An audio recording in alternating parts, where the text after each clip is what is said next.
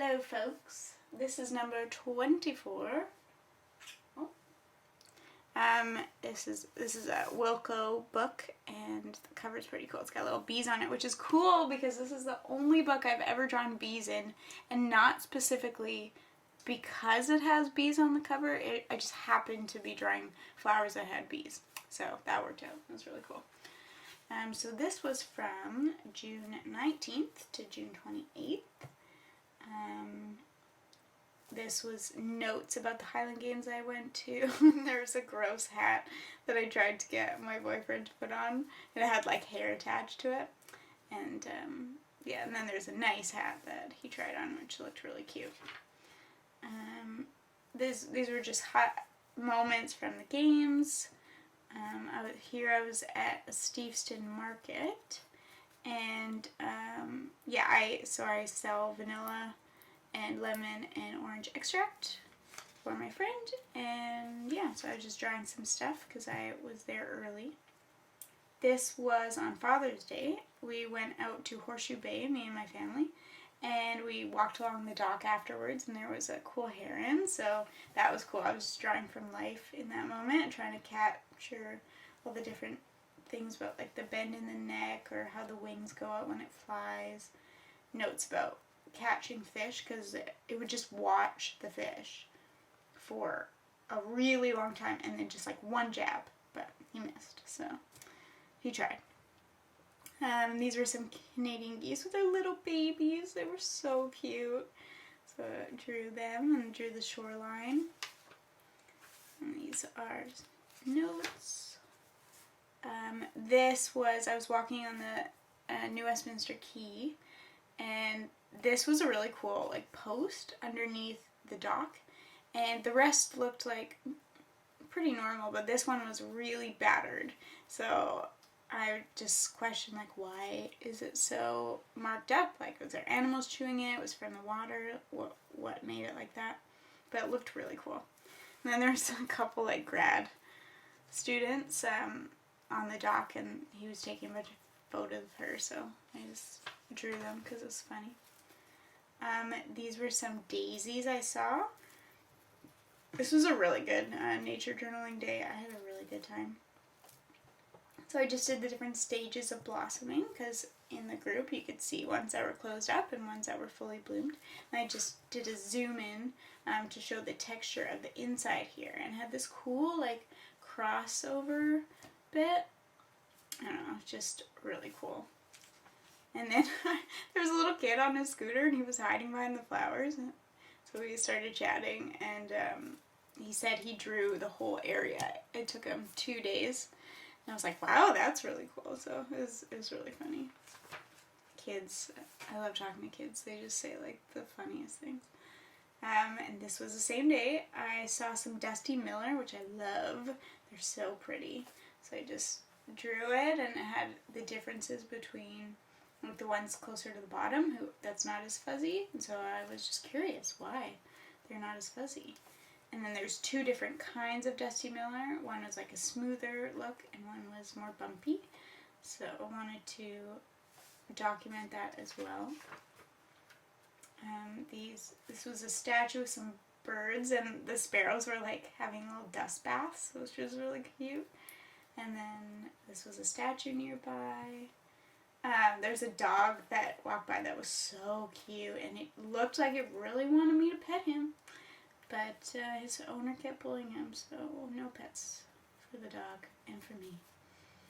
And yeah, so after this I was meeting up with some friends to go see a movie, but I just wanted to do all the journaling. These were just notes from watching John Mirlaw's on different ways you can add things to your notebook. I really love when people do arrows like this to show the direction, maybe like of a bird flying. So I haven't tried that yet, but I want to. And this is like showing the inside of something, like if you were to cut it in half. Pretty cool.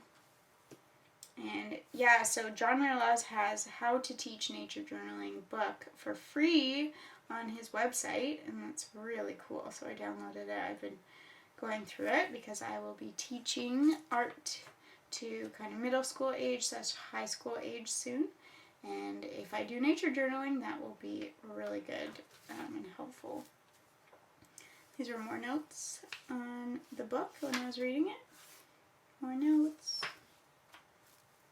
This was at my parents' house, just some little bits nearby.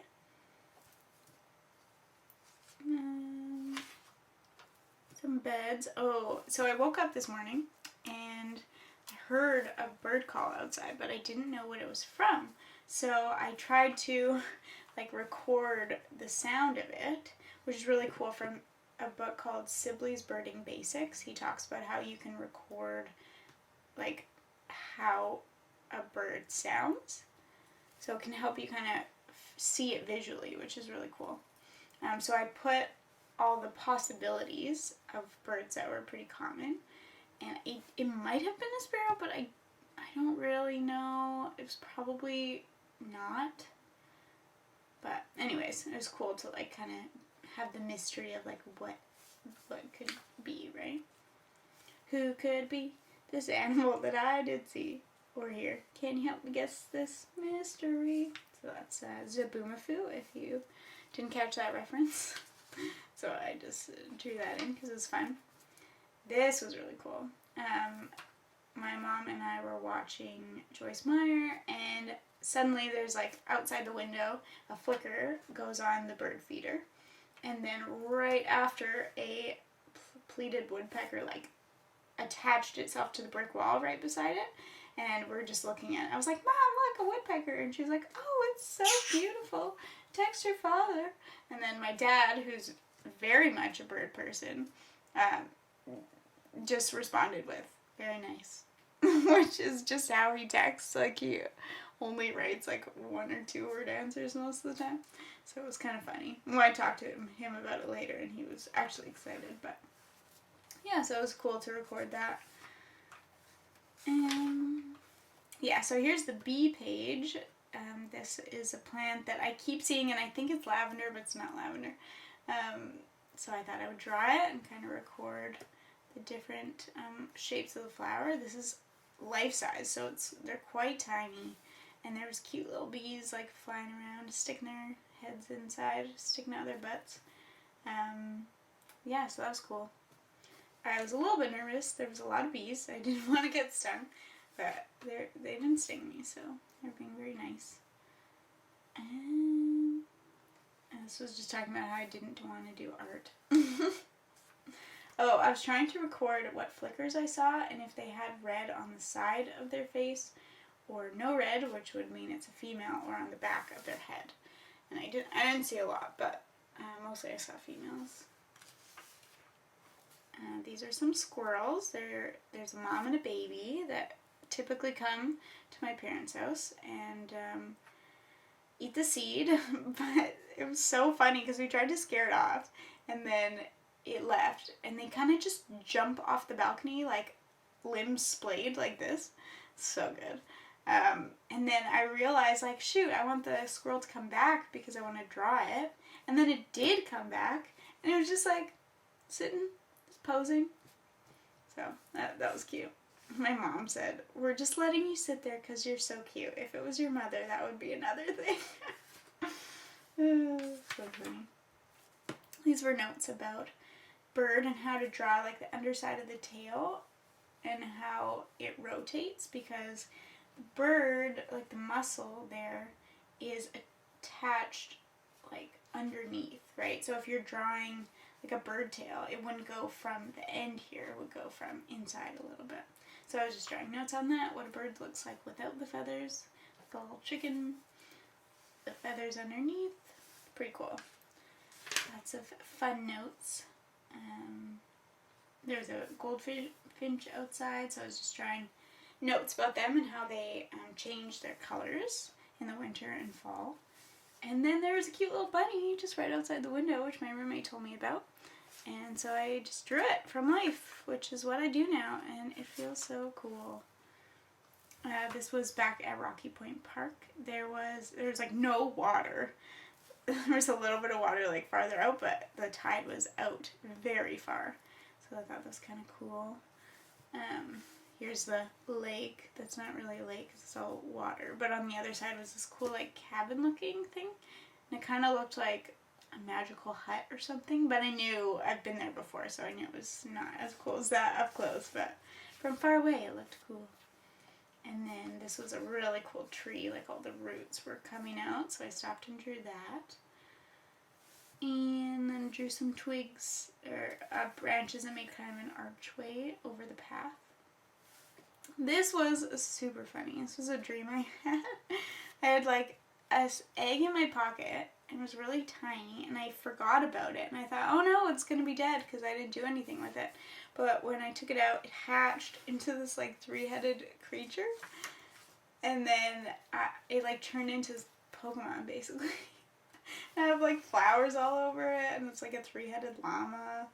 And I like fed it or like gave it water from a glass and like fed it grass. It's super funny.